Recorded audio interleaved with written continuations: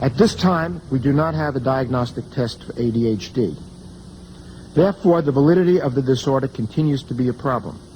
In 1998, the National Institute of Mental Health held what's called a Consensus Development Conference, in which the aim was to push the diagnosis of ADHD and to push the stimulant drugs. They had 30 experts come together to address an objective panel which would then give a consensus as to what the issues were.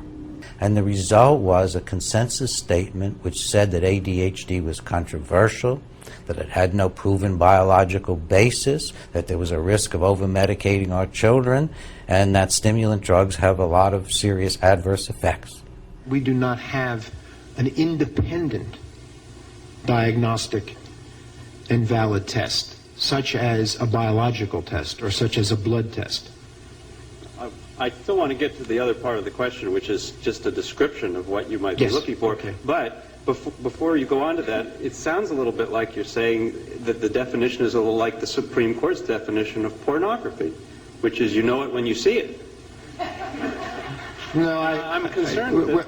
We're going to disagree, and I would like any member of the panel to describe a typical ADHD in terms of symptomatology. Mark, would you like to? Since you see them in your practice. I think the panel has been frank, and the difficulties here are immense in terms of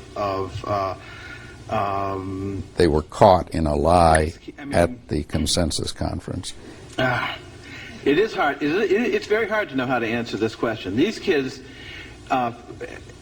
in my experience, when you see these kids, they are, several standard deviations different in terms of they cannot sit still, they cannot attend, they cannot, even when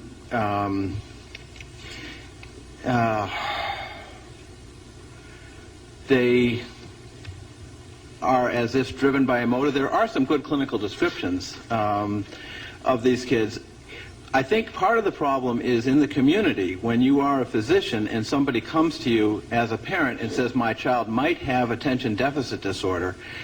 It's very difficult to know what to do and how much confirmation do you need. Do you need a teacher who also who sees many kids and says this kid is 2 standard deviations different from the other kids in my classroom? The parent says this kid is different, and and then even if you say this child is different, you have immense problems with trying to say why is this child different? Is this child being abused? Is this child lead poisoned? As of the consensus conference, they confessed they had no evidence that it was a disease. I think, I don't think the panel is saying anything different, although we said it in more sophisticated ways, that the diagnosis is a mess. But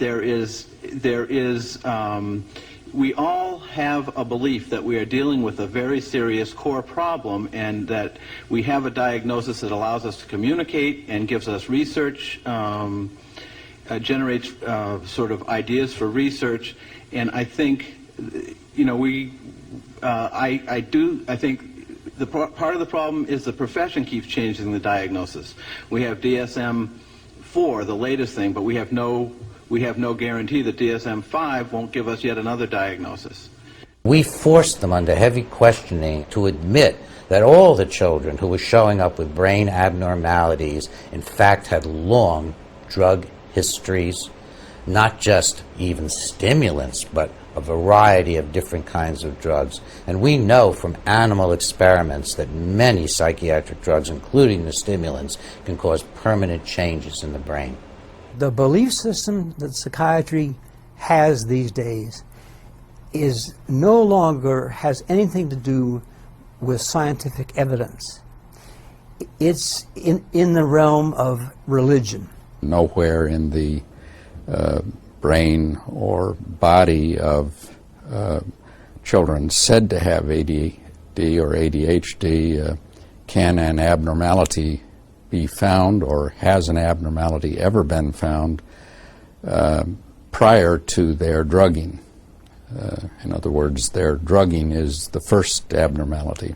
However, after the consensus conference was over and the panel had disbanded, the government simply rewrote it and came out with their own conclusions anyway.